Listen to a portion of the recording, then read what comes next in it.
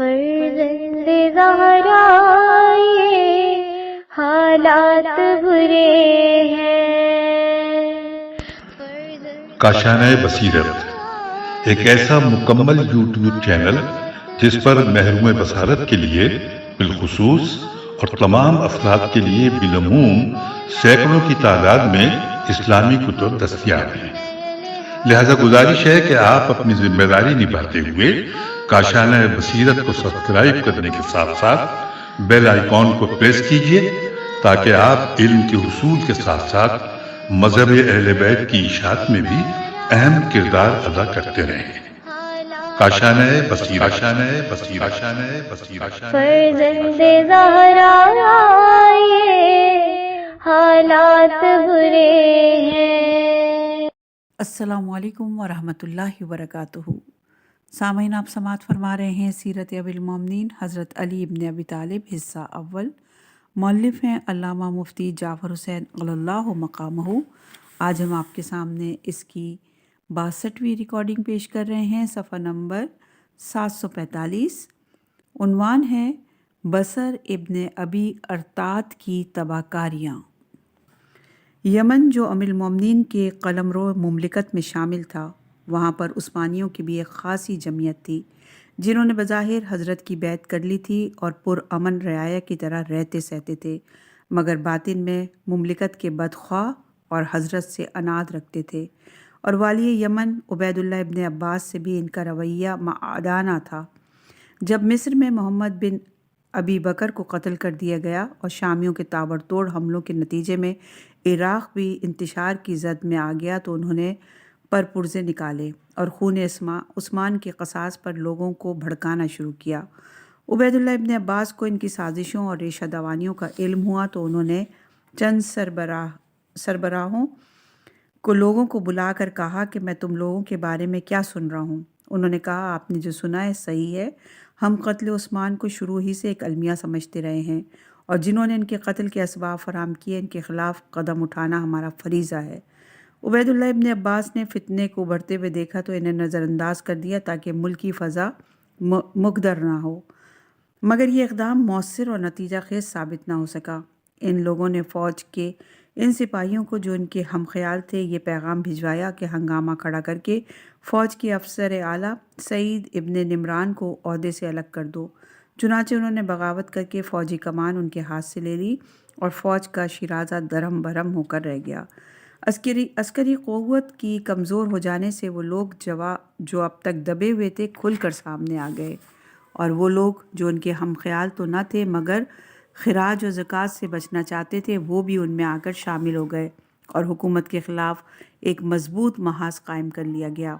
عبید اللہ ابن عباس، سعید ابن نمران اور شیعان علی نے آپس میں مشورہ کر کے یہ طے کیا کہ ہمیں امیر المومنین کو ان حالات سے آگاہ کرنا چاہیے، اور جو وہ فرمائیں گے اس پر عمل پیرا ہونا چاہیے۔ اگر ہم نے از خود ان عثمانیوں سے جنگ چھیڑ دی تو خدا جانے اس کا کیا نتیجہ ہوگا۔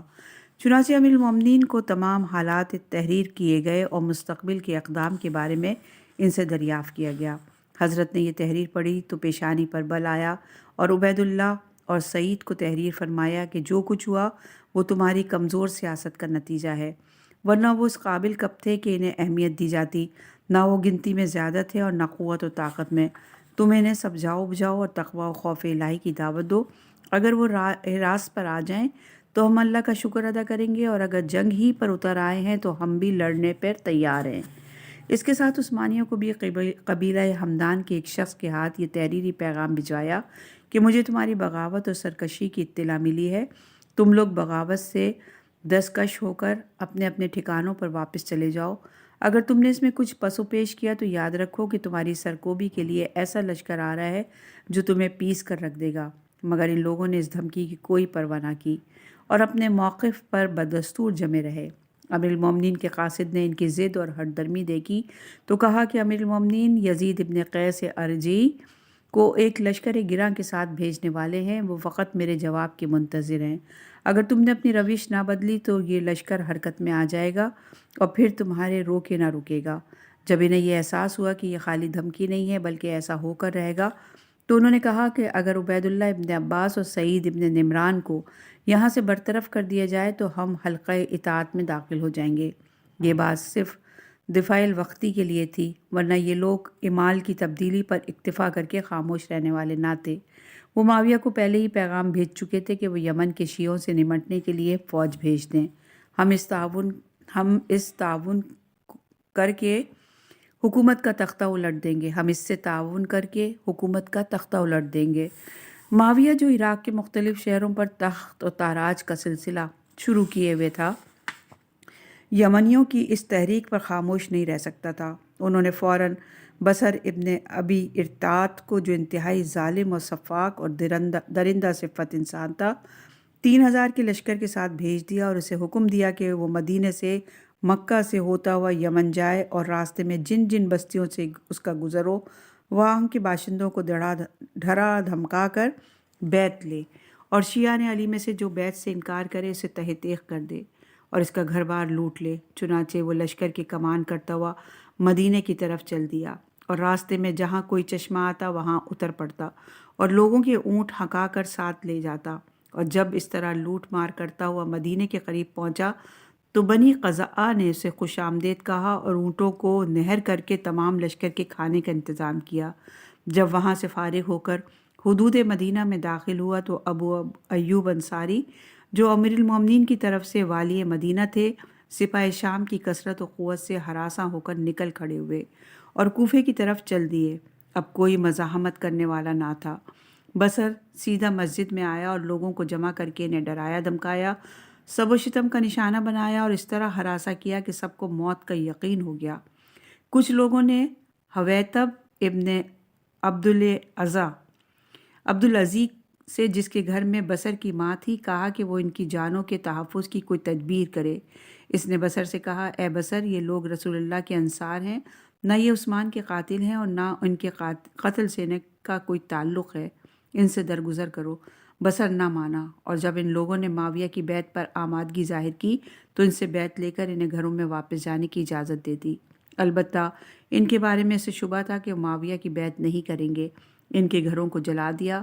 ان گھروں میں ابو ایوب انصاری، عبداللہ ابن سعد، رفع ابن رفع رزقی اور زرارہ ابن حروان کے مکانات بھی شامل تھے۔ بصر کی آمد پر بہت سے لوگ اپنے گھروں کو چھوڑ کر چلے گئے۔ ان میں جابر ابن عبداللہ انصاری بھی شامل تھے۔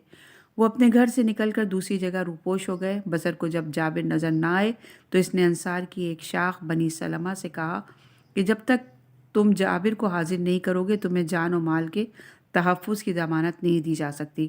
جب جابر کو یہ معلوم ہوا کہ ان کے قبیلے والوں کی جانیں خطرے میں ہیں تو وہ رات کے اندھیرے میں چھپتے چھپاتے ام المومنین ام سلمہ کے آئے اور کہا کہ میں اس وقت اس غرض سے آیا ہوں کہ آپ مجھے مشورہ دیں کہ ان حالات میں مجھے کیا کرنا چاہیے۔ انہوں نے کہا، اب اس کے سوا کیا چاہ رہا ہے کہ معاویہ کی بیعت کر کے اپنی اور اپنے قبیلے والوں کی جانیں بچاؤ۔ اگرچہ بیعت سراسر ضلالت و گمراہی ہے، اور میں نے اپنے بیٹے عمر ابن ابی سلمہ اور اپنے داماد عبداللہ ابن زمعہ سے بھی کہہ دیا کہ وہ بیعت کر کے اپنے آپ کو ہلاکت سے بچائیں۔ چنانچہ جابر نے مجبوری کی بنا پر بیعت کر کے اپنی اور اپنے قبیلے والوں کی جانوں کا بچاؤ کیا۔ بصر جتنے دن مدینے میں ٹھہرا، مدینے پر خوف و ہراس کے بادل چھائے رہے۔ جبر و استبداد کے سامنے عوام کی ہمتیں پست اور قوتیں مزمحل ہو گئیں اور جان کے اندیشے سے بیعت کرنے پر مجبور ہو گئے۔ بصر نے انہیں جان کی معافی دینے کے بعد کہا کہ اے اہل مدینہ، تم اس قابل تو نہ تھے کہ تم میں سے ایک بھی متنفس کو زندہ چھوڑا جاتا، اس لیے کہ تمہاری آنکھوں کے سامنے عثمان قتل کر دیے گئے اور تم ٹس سے مس نہ ہوئے۔ اگرچہ میں تمہیں اس دنیا میں معاف کیے دیتا ہوں، مگر مجھے امید ہے کہ آخرت میں تم اللہ کی رحمت سے محروم رہو گے۔ میں حکومت شام کی طرف سے ابو ہریرہ کو تم پر حاکم مقرر کیے دیتا ہوں، خبردار اس کے احکام کی خلاف ورزی نہ کرنا۔ اس کے بعد مکہ کی جانب روانہ ہو گیا، اور جب خوف و دہشت پھیلاتا، قتل و غارت کرتا اور بے گناہوں کا خون بہاتا ہوا مکے کے قریب پہنچا تو حاکم مکہ قاسم ابن عباس مکہ سے نکل گئے اور اکثر اہل مکہ بھی گھر بار چھوڑ کر ادھر ادھر چل دیے۔ ان لوگوں نے ابو موسیٰ اشعری بھی شامل تھے۔ بصر کو جب یہ بتایا گیا کہ ابو موسیٰ بھی ڈر کے مارے بھاگ گیا ہے تو اس نے کہا اسے کوئی اندیشہ نہ ہونا چاہیے تھا۔ جس نے علی کا نمائندہ ہوتے ہوئے انہیں خلافت سے معزول کر دیا ہو اسے قتل نہیں کیا جا سکتا تھا۔ بصر نے اہل مکہ کو ڈرایا دھمکایا اور انہیں خطاب کرتے ہوئے کہا کہ خدا کا شکر ہے کہ جس نے ہمیں غلبہ دیا اور ہمارے دشمنوں کو ذلیل و رسوا کیا۔ ابن ابی طالب ہی کو دیکھ لو کہ عراق کے ایک گوشے میں اس طرح پڑے ہیں کہ خود ان کی مملکت کی وسعتیں ان پر تنگ ہو گئی ہیں۔ اللہ نے ان کے گناہوں کی پاداش میں انہیں مصیبتوں میں جکڑ رکھا ہے اور ان کے ساتھی بھی ان سے بگڑ کر علیحدہ ہو گئے ہیں۔ اس وقت مسلمانوں کے سربراہ معاویہ ہیں جو حضرت عثمان کے ولی اور ان کے قصاص کے علمبردار ہیں، لہٰذا ان کی بیعت کرو اور ان کی اطاعت سے منہ موڑ کر اپنی جانوں کو خطرے میں نہ ڈالو۔ لوگ خائف و ہراساں تو تھے ہی، خون آشام تلواروں کو دیکھ کر بیعت پر آمادہ ہو گئے۔ چنانچہ ان سے بیعت لی اور شیبہ ابن عثمان کو مکے کا اقتدار سونپ کر طائف کی طرف چل دیا۔ جب بصر کچھ فاصلے پر پہنچا تو ایک قرشی کو نبالہ کی طرف روانہ کیا اور اسے کہا وہاں پرشیوں کی بڑی جمعیت موجود ہے، تم انہیں ایک ایک کر کے قتل کر دو۔ چنانچہ اس نے نبالہ پہنچ کر شیعان علی کو حراست میں لے لیا۔ ان لوگوں نے اس قرشی سے کہا کہ ہم لوگ تمہاری ہی قوم و قبیلے کے افراد ہیں، ہمیں اتنی مہلت دو کہ ہم میں سے کوئی آدمی بصر کے پاس جائے اور اسے امان کے لیے کہے، اگر اس نے تحریراً امان دے دی تو بہتر، ورنہ ہمیں قتل کر دینا۔ اس نے اجازت دے دی اور منی باہلی طائف میں آیا جہاں بصر اسے قرشی کے انتظار میں ٹھہرا ہوا تھا۔ منی نے بصر سے امان کی خواہش کی اور طائف کے چند سرکردہ افراد نے بھی اس پر زور دیا۔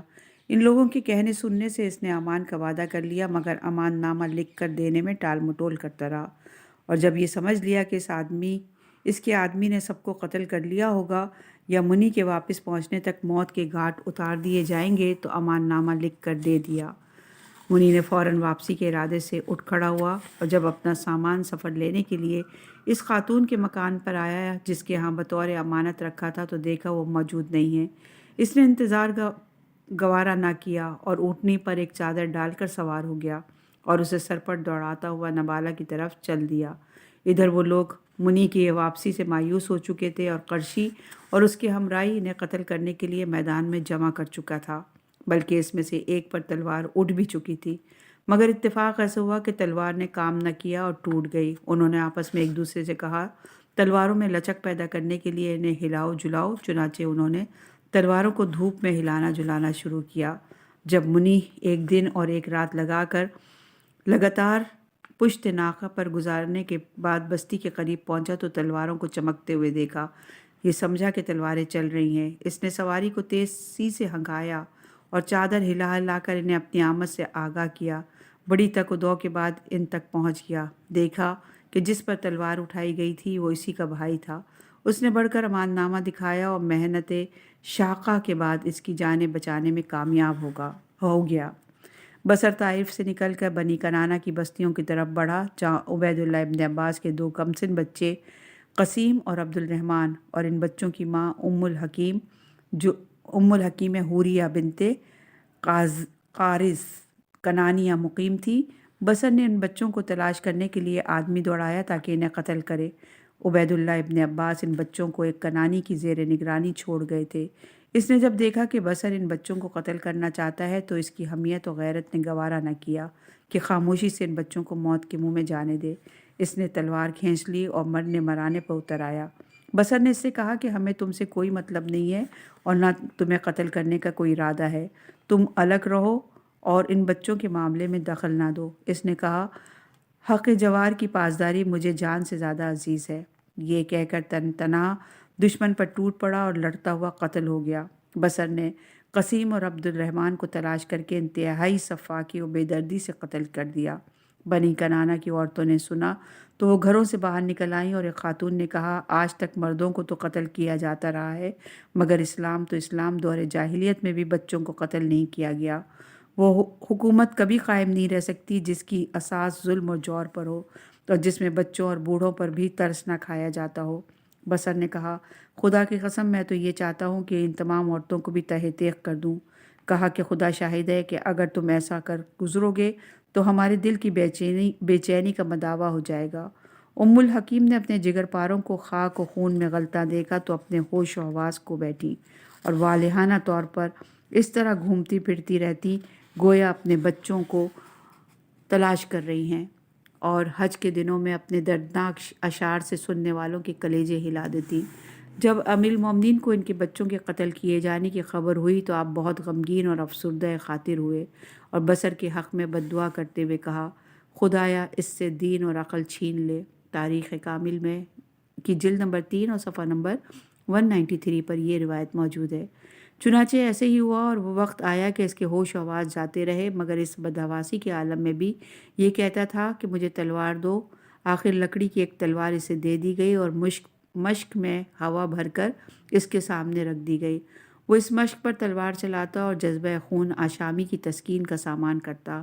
آخر اسی دیوانگی کے عالم میں مر کھپ گیا۔ غرض اسی طرح درندگی اور خونخواری کا مظاہرہ کرتا ہوا نجران میں وارد ہوا اور عبداللہ ابن عبد المدان نے حارثی اور اس کے فرزند مالک کو قتل کیا۔ اہل نجران کو ہراساں کرنے کے بعد ارحب میں آیا اور ابو کرب کا خون بہایا، جو امیر المومنین کے مخلص شیعہ اور قبیلہ ہمدان کے سردار تھے۔ اس کے بعد یدن کے صدر مقام صنع کا رخ کیا۔ عمرو ابن اراکہ ثقفی نے، جنہیں عبید اللہ ابن عباس اپنا قائم مقام بنا کر گئے تھے، بچی کچی فوج کے ساتھ اس کا مقابلہ کیا اور آخر اس خونریز تصادم کے نتیجے میں مارے گئے۔ بصر نے شہر میں داخل ہو کر قتل عام کیا اور سینکڑوں بے گناہوں کو تہہ تیغ کر دیا۔ اس طوفانی دورے میں اس نے بستیوں کو اجاڑا، لوگوں کا مال و اسباب لوٹا، گھروں کو جلایا اور 30,000 مسلمانوں کو قتل کر کے بربریت اور بہیمیت کی انتہا کو پہنچا دیا۔ امیر المومنین نے بصر کی تباہ کاریوں کا منہ توڑ جواب دینے کے لیے اہل کوفہ سے کہا، مگر انہوں نے بے حسی کا ثبوت دیا اور دشمن کے تعاقب سے پہلو بچانے لگے۔ حضرت کے بار بار جھنجھوڑنے پر ابو بردہ ابن عوف ازدی نے کہا، اگر آپ لشکر کی قیادت کرتے ہوئے ہمارے ساتھ چلیں تو ہم چلنے کے لیے تیار ہیں۔ فرمایا، تمہاری یہ رائے درست نہیں ہے اور نہ یہ مناسب ہے کہ میں مرکز کا نظم و نسق دوسروں پر چھوڑ کر چند رہزنوں کے پیچھے بھاگتا پھروں۔ جاریہ ابن قدامہ سعیدی نے کہا کہ یا امیر المومنین، میں دشمن کے تعاقب میں جانے کے لیے حاضر ہوں۔ فرمایا، تم بصرہ سے 2000 کا لشکر لے کر حجاز اور پھر یمن تک اس کا تعاقب کرو اور اسے قرار واقعی سزا دو۔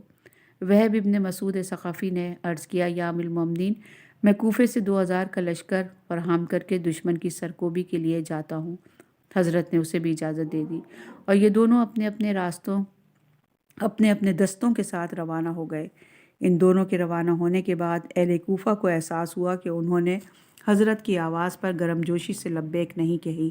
چنانچہ چند سرگردہ افراد حضرت کی خدمت میں حاضر ہوئے اور عرض کیا کہ یا امیر المومنین، ہم نادم و شرمسار ہیں۔ ہم نے دشمن کے مقابلے سے پہلو تہی کی اور یہ ہماری کوتاہی اور کمزوری ہی کا نتیجہ ہے کہ دشمن کو ہمارے شہروں پر حملہ آور ہونے کی جرأت ہوئی ہے۔ ہمیں حکم دیجیے کہ ہم لشکر ترتیب دے کر دشمن کا پیچھا کریں اور اسے کیفر کردار تک پہنچائیں۔ فرمایا کہ میں نے اس شخص کو بھیجا ہے جو دشمن کی حدود مملکت سے نکلے بغیر نہیں ہٹ پلٹے گا۔ البتہ تم ان جھڑپوں کے بجائے ایک فیصلہ کن جنگ کی تیاری کرو تاکہ ان آئے دن کے حملوں کا سدباب ہو سکے۔ اٹھو اور معاویہ ابن ابی سفیان کے مقابلے میں صف بندی کرو اور اس فتنے کو ہمیشہ کے لیے ختم کر دو۔ سعید ابن قیس ہمدانی نے کہا، یا امیر المومنین، ہم بصر و چشم حاضر ہیں۔ میں اور میرا قبیلہ آپ کے کسی حکم سے سرتابی نہیں کرے گا۔ ہم حدود مملکت کے اندر رہ کر بھی اور حدود مملکت سے باہر نکل کر بھی دشمن سے ٹکرائیں گے اور جان پر کھیل کر ضلالت و گمراہی کے بتوں کو پاش پاش کر دیں گے۔ حضرت نے فرمایا کہ خدا تمہیں جزائے خیر دے، تم نے جو کہا صحیح کہا۔ پھر زیاد ابن خصفہ نے اسی قسم کے الفاظ کہے، اپنے تعاون کا یقین دلایا۔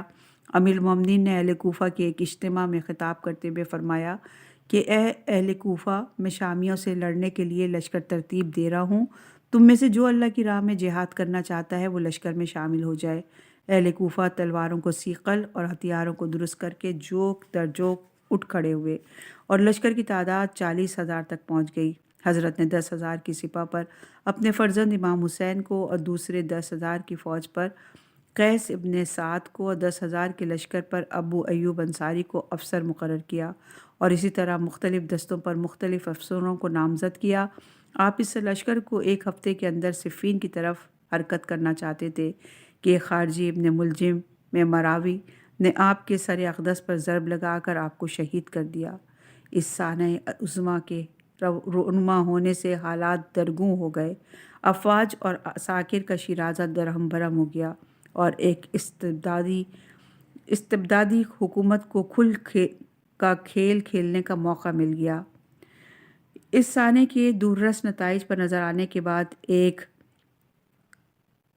درد ملی رکھنے والا انسان اشک بہائے بغیر نہیں رہ سکتا، عین اس وقت جب کہ طاغوتی طاقت کو کچلنے کا سر و سامان ہو چکا تھا۔ ایک شقی ازلی کی تلوار اس کے آگے دیوار کھڑی کر دیتی ہے، جس کے نتیجے میں اس تاریک دور کا آغاز ہوا جو قہر اور ابتلا اور ظلم اور استبداد کا مثالیہ ہے، جس میں اسلام کے خد و خال مسخ ہوئے، دین کی قدریں ختم ہوئیں اور روح حریت پژمردہ ہو گئی۔ ادھر جاریہ ابن قدامہ بصرہ سے لشکر لے کر یمن آئے۔ جب عثمانیوں کو ان کے آنے کی خبر ہوئی تو وہ پہاڑوں اور صحراؤں کی طرف نکل گئے، مگر جاریہ کے لشکر نے ان کا پیچھا کر کے انہیں گھیرے میں لے لیا اور ان میں سے چند آدمیوں کو تہہ تیغ کر دیا۔ جاریہ نے بصر کے بارے میں دریافت کیا تو معلوم ہوا کہ وہ بنی تمیم کی بستیوں کی طرف چلا گیا ہے۔ جاریہ نے اس کا تعاقب کیا۔ ظالم و خونخوار بزدل تو ہوتا ہی ہے، اسے عراقی لشکر کے تعاقب کا پتہ چلا تو وہ یمامہ کی طرف نکل گیا اور پھر وہاں سے بھی بھاگ کھڑا ہوا، اور کبھی کسی سمت نکل جاتا اور کبھی کسی سمت۔ لوگ اس کی خونخواریوں سے واقف تو ہو ہی چکے تھے، جدھر سے گزرتا لوگ اس پر ٹوٹ پڑتے، اور بنی تمیم نے تو اس کا تھوڑا بہت مال و اسباب بھی لوٹ لیا۔ جاریہ تعاقب کرتے ہوئے مقام حرص میں پہنچے تو خستہ درماندہ لشکر نے تقریباً 1 مہینہ یہاں قیام کیا اور پھر مکہ کی طرف روانہ ہو گیا۔ مکہ پہنچ کر جاریہ نے اہل مکہ سے پوچھا کہ کیا تم نے معاویہ کی بیعت کی ہے؟ انہوں نے کہا کہ بیعت کی تو تھی، مگر اس صورت میں کہ جب بیعت کے سوا کوئی چارہ نہ تھا۔ کہا اب بیعت کرو۔ کہا کس کی بیعت کریں؟ امیر المومنین تو دنیا سے چل بسے۔ کہا پھر اصحاب علی نے جس کی بیعت کی ہے تم بھی اس کی بیعت کرو۔ چنانچہ اہل مکہ نے امام حسن کی بیعت کی اور جاریہ مدینہ کی طرف روانہ ہو گئے۔ یہاں ابو ہریرہ امامت نماز کا فریضہ انجام دیتا تھا۔ جب اس نے جاریہ کی آمد کی خبر سنی تو روپوش ہو گئے۔ جاریہ نے اس کے بھاگ نکلنے کی اطلاع ہوئی تو کہا خدا کی قسم اگر ابو ہریرہ میرے ہاتھ لگ جاتا تو اس کی گردن اڑا دیتا۔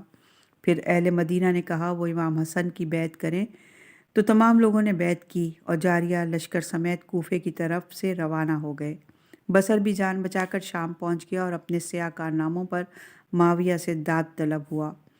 معاویہ ابن ابی سفیان نے اپنی مملکت کے دائرے کو وسیع سے وسیع تر کرنے کے لیے امیر المومنین کے مقبوضہ شہروں پر پہم تاخت و تاراج کا سلسلہ جاری رکھا اور ضحاک فہاری اور بصر ابن ابی ارطاط جیسے درندہ صفت انسانوں کی قیادت میں شامیوں کے غول بھیج کر امن عامہ کو تباہ کیا، گھروں کو پھونکا، بستیوں کو لوٹا، بے گناہوں کو موت کے گھاٹ اتارا اور لوگوں سے زبردستی بیعت لی۔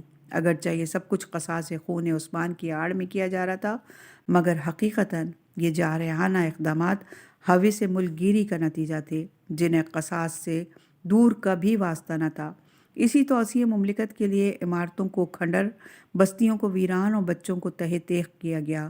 سرزمین حرم اور دارالہجرہ مدینہ کی حرمت اور عظمت کو نظر انداز کر کے فضا میں خوف و ہراس پھیلایا گیا۔